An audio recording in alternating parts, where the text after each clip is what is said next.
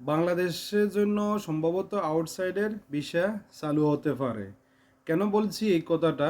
অবশ্য ভিডিওটা মন দিয়ে শুনবেন।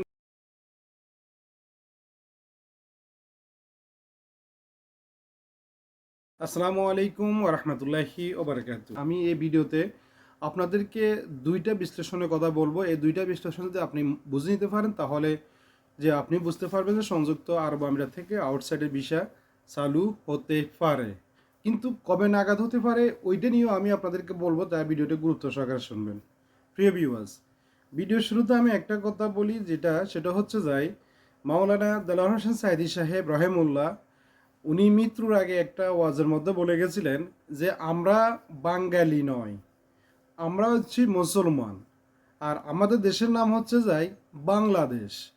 আর এই কথাটা আমি আপনাদেরকে এই কথাটা বলার উদ্দেশ্য হচ্ছে আজ আমাদেরকে প্রত্যেকটা দেশে, ইন্ডিয়া থেকে শুরু করে মানে প্রত্যেকটা দেশে আমাদেরকে বাঙালি নামে ডাকে।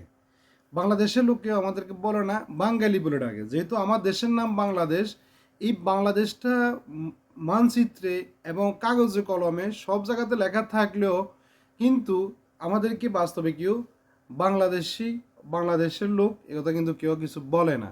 প্রিয় ভিউয়ার্স, এটা হচ্ছে মূলত আমাদের কারণে যে সংযুক্ত আরব আমিরাতে আমরা আগে থেকে এখন পর্যন্ত যেসব কাজ করে যাচ্ছি সেগুলো হচ্ছে যে সম্পূর্ণ কাজগুলো 2 নম্বর কাজ। এই 2 নম্বর কাজের কারণে আমাদের ভিসাগুলো বন্ধ হয়ে গিয়েছিল, এবং এই বিষয়গুলো বন্ধ হয়ে যাওয়ার পর থেকে বাংলাদেশের রেমিডেন্স থেকে শুরু করে সব জায়গাতে কিন্তু আমাদের সংকটময় একটা দিন কাটে গেছে। তাই এই সংকটময় দিন কাটার কারণে বর্তমানে যে পরিস্থিতি চলতেছে, এই পরিস্থিতির মধ্যে বাংলাদেশে কিন্তু একটু এই মুহূর্তে ধরা খেয়ে গেছে, যেটা বিশ্বে অর্থনৈতিকভাবে যে সমস্যা, অর্থনৈতিক সমস্যা কিন্তু ধরা খেয়ে গেছে। যেখানে আজ বাংলাদেশের পেট্রোল নাই, অকটেন নাই, ডিজেল নাই, এরপর দেখা গেছে যে আপনার কারেন্ট নাই, তারপরে দেখা গেছে যে আপনার ওই যে এটা যেটা হচ্ছে গ্যাস নাই। এইসব নিত্য পণ্যের দাম বেশি।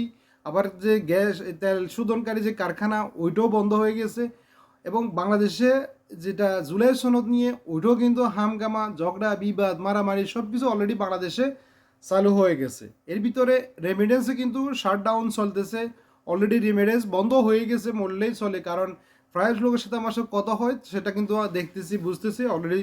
এবং বাংলাদেশ ব্যাংকের যে রিজার্ভ সেটা অনুপাতে বোঝা যাচ্ছে যে আগে কত রিজার্ভ ছিল, এখন এই 1 সপ্তাহ মধ্যে কত টাকা রিজার্ভ এসে গেছে। তাই এই সংকটময় সময়ের মধ্যে আমরা এই মুহূর্তে আশা যেটা করব, বাংলাদেশের যে কূটনীতিক যারা পররাষ্ট্রমন্ত্রী এবং স্বরাষ্ট্র মন্ত্রণালয়ে যারা আছেন, যারা সরকারে বর্তমানে আছেন বা পরবর্তী যারা আসবেন বা আন্দোলনের পর্বে দেখা যাচ্ছে কারো না কেউ আসবেন, তো আসলেন পক্ষে যেন আমাদের জন্য এই যে সংযুক্ত আরব আমিরাতে আউটসাইডে যে ভিসার কন্ডিশন এবং ভিতরে যে ইনসাইডের সেটা হচ্ছে আপনার ট্রান্সফারের বিষয়টাকে নিয়ে অন্তত গুরুত্ব সহকারে যেন দেখে। কারণ সংযুক্ত আরব আমিরাতের ভিসা চালু হতে পারে। কারণ কীভাবে বলা হচ্ছে তারা অলরেডি আজকে একটা নিউজ করেছে, যেখানে বলা হয়েছে যে সংযুক্ত আরব আমিরাতে যদি আসতে হয় অবশ্যই 16টা দেশের কথা বলা হয়েছে। এই 16 দেশের নাগরিক যদি সংযুক্ত আরব আমিরাতে আসতে হয় তাহলে কি করতে হবে, পুলিশ ক্লিয়ারেন্স লাগবে। এবং সে পুলিশ ক্লিয়ারেন্সটা কত দিনের মেয়াদের হতে হবে? দেখেন, নিম্নতম আপনাকে 5 বছরের পুলিশ ক্লিয়ারেন্স থাকতে হবে। মানে আপনি যে দেশে বসবাস করেন ওই দেশে 5 বছর আপনার স্থায়ী বসবাস হতে হবে, এবং ওইখানের আপনার ন্যাশনাল আইডি কার্ড হতে হবে, এবং ওই দেশে পাসপোর্টধারী আপনি হতে হবে, এবং আপনাকে পুলিশ ক্লিয়ারেন্স দিতে হবে ভিসার জন্য আবেদন করতে হলে। এই কারণ বিশেষটা আজকে দেখা গেছে যে এখানে আমাদের কিন্তু বাংলাদেশের নাম নাই। কারণ আমরা বাংলাদেশের মানুষ কিন্তু এত ভালো না যে আমরা পুলিশ ক্লিয়ারেন্স ছাড়া এদেশে আসতে পারবো। এছাড়া অন্যান্য রাষ্ট্র রয়েছে, আফগানিস্তানের কথা রয়েছে, তারপর পাকিস্তানের কথা রয়েছে, তো এরপরে উগান্ডার কথা বলা হয়েছে, এইভাবে অনেকগুলো দেশের কথা কিন্তু বলা আছে, কিন্তু বাংলাদেশের কথা এখানে উল্লেখ কোথাও করা হয় না। তার মানে কি বাংলাদেশের জন্য কি সংযুক্ত আরব আমিরাতের ভিসা কি চালু হবে না? তার মানে বোঝা যাচ্ছে যে সংযুক্ত আরব আমিরাতে বাংলাদেশের জন্য ভিসা চালু হবে না। কেন বা চালু হবে না, কিছু জন্য চালু হবে না, এটা বিশ্লেষণ করতে গেলে আপনারা সবাই জানেন যেটা এখানে সংযুক্ত আরব আমিরাতে আমাদের মতো যারা আছে তারাই কিন্তু এই পরিস্থিতির সম্মুখীন দাঁড় করে দিয়েছে, যেখানে আপনার এই মুহূর্তে পার্টনার ভিসা বলেন, আপনার এই যে ফ্রিল্যান্সারের যে সেটা বলেন, ইনভেস্টর ভিসা বলেন, প্রত্যেকটা জায়গাতে কিন্তু দুর্নীতি ছাড়া কোনো অপশন নাই। এখন এইগুলো করতে করতে হাই প্রফেশন থেকে শুরু সব জায়গাতে আমাদের কিন্তু দুর্নীতির অবস্থায় কিন্তু চ্যাম্পিয়নশিপ আমরা। এই চ্যাম্পিয়নশিপের কারণে কিন্তু আমাদের সম্ভবত আমাদের জন্য বাংলাদেশ থেকে আউটসাইডে ভিসা চালু হচ্ছে না। আপনারা যারা শুনতেছেন যে বলতেছে ভিসা চালু হয়ে যাবে বাংলাদেশের, ওইটাই সেটা অমুক তারিখ সেমুক তারিখ, না, এগুলো কোনো কিছু নাই। বাংলাদেশ থেকে ভিসা চালু হবে না। আমি আপনাদের এদিনে বলেছিলাম, যেহেতু আমাদের পররাষ্ট্র নীতি এবং স্বরাষ্ট্রনীতি এরা কখনো এখন পর্যন্ত এই বিষয়গুলো নিয়ে, বাংলাদেশের যে বিষয়গুলো নিয়ে তারা কিন্তু এখন পর্যন্ত যে সরকার গঠন করার প্রায় 1 থেকে 1.5 মাস বা 2 মাস হয়ে গেছে, তারা এখন পর্যন্ত কোনো কথা বলতেছে না। তারা শুধু এখন যেটা চলতেছে জুলাই সনদ বাতিল, 71 সংশোধন বাতিল, বা 71 সংশোধন থাকবে, 24 সংশোধন থাকবে না, এইসব কিছু নিয়ে তারা কিন্তু হট ডবল বাংলাদেশে অলরেডি চালু হয়ে গেছে। যেটা আপনারা সবাই জানেন যে এইসব কিছু কারণে রেমিডেন্সও কিন্তু বাংলাদেশের জন্য বন্ধ হয়ে গেছে। তাই বাংলাদেশে যারা অসহায় গরিব দুস্থ মানুষ যারা আছে, তারা কিন্তু মানে ক্রয় ক্ষমতার বাইরে চলে গেছে। যে বর্তমানে সামানের নিত্যপণ্য যে দামগুলো ক্রয় ক্ষমতার বাইরে চলে গেছে। শুধু এখানে শেষ নয়, চাঁদাবাজি, সন্ত্রাসী, লুটপাট সব কিছু বাংলাদেশে অলরেডি চালু হয়ে গেছে। আপনি খেয়াল করলে দেখতে পারবেন প্রত্যেকটা জায়গাতে আপনি যদি দেখেন কেউ না কেউ পত্রিকাতে আসতেছে, ইউটিউবে আসতেছে, ফেসবুকে আসতেছে যে ওইখানে চাঁদা হচ্ছে, ওইখানে টোল হচ্ছে, এখানে ওইটা হচ্ছে, যায় প্রবাসীদেরকে চাঁদার জন্য অ্যাটাক করা হচ্ছে, প্রবাসীর প্রতি নির্যাতন করা হচ্ছে, অজুহাত দিয়ে প্রবাসীদের নির্যাতন করা হচ্ছে। সব কিছু মিলিয়ে কিন্তু বাংলাদেশে একটা হজ বরলে এখন অলরেডি চালু হয়ে গেছে। যেখানে আমি কিছুক্ষণ একটা ভিডিও দেখছিলাম, যে কতটুকু সত্য সেটা যায় না, এটা ভিডিও কি এডিট করা না এআই করার মাধ্যমে করা সেটাও কিন্তু বুঝতে পারতেছি না। যেহেতু এখানে যেটা বলা হচ্ছে যায় যে ইন্ডিয়া থেকে নাকি বাংলাদেশে নাকি সেনাবাহিনী এসেছে, ইন্ডিয়ার সেনাবাহিনী যারা বাংলাদেশে এসেছে। যদি সত্যটুকু হয়ে থাকে তাহলে আমরা কোথায় বসবাস করতেছি? তাহলে যদি আমরা ইন্ডিয়া অঙ্গরাজ্য হয়ে যাই তাহলে আমরা মনে হয় সম্ভবত বিষয় ফিরতে পারি। অত এটার জন্য আমাদের ইন্ডিয়া অঙ্গরাজ্য করা হচ্ছে।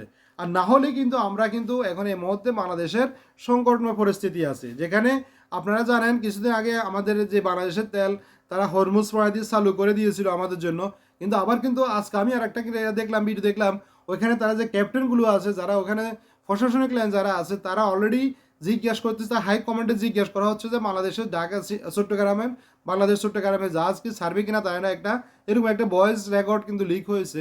তারা অলরেডি বলেছে নট অ্যালাউড বলে দেওয়া হয়েছে। তো যদি নট অ্যালাউড যদি হয়ে থাকে তাহলে আমরা কোথায় দ্বার প্রান্তে যাচ্ছি? এই জন্য বর্তমান যারা রাষ্ট্রীয় দায়িত্বে যারা আছে, আমরা মনে করি বা আমি মনে করি অন্ততপক্ষে সংযুক্ত আরব আমিরাতের বিষয় ট্রান্সফার নিয়ে কথা বলা এবং আউটসাইড থেকে বিশ্ব চালু নিয়ে কথা বলা। কারণ বিশ্বের যে যতগুলো কান্ট্রি আছে সব কান্ট্রি থেকে সংযুক্ত আরব আমিরাতে হচ্ছে আমাদের জন্য রেমিডেন্সের দ্বিতীয় একটা অবস্থান। তা আমরা যদি রেমিডেন্সের দ্বিতীয় অবস্থান যদি সংযুক্ত আরব আমিরাতে হয়ে থাকে তাহলে অবশ্যই আমাদের জন্য এখানে কিছু না কিছু করতে হবে। না হলে আমরা এখানে দেখা গেছে যে অনেক মানুষ এখানে কিন্তু অবৈধ হয়ে যাচ্ছে, যেগুলো অবৈধ হয়ে গেলে রেমিডেন্সের উপর প্রভাব পড়তেছে। আপনার যেটা আরেকটা সমস্যা পড়বে সেটা হচ্ছে যায় এখানে মৃত্যু বা বিভিন্ন ধরনের বিভিন্ন সমস্যার কারণে তারা দেশেও যেতে পারতেছে না, পারবে না। এভাবে লাখ লাখ কিন্তু মানুষ এখানে অবৈধ হওয়ার পর্যায়ে চলে এসেছে। আর আজকে আরেকটা যেটা দেখলাম সেটা হচ্ছে যে সৌদিতে কয়েকটা ভিডিও হচ্ছে সৌদি বিষয়টা নিয়ে।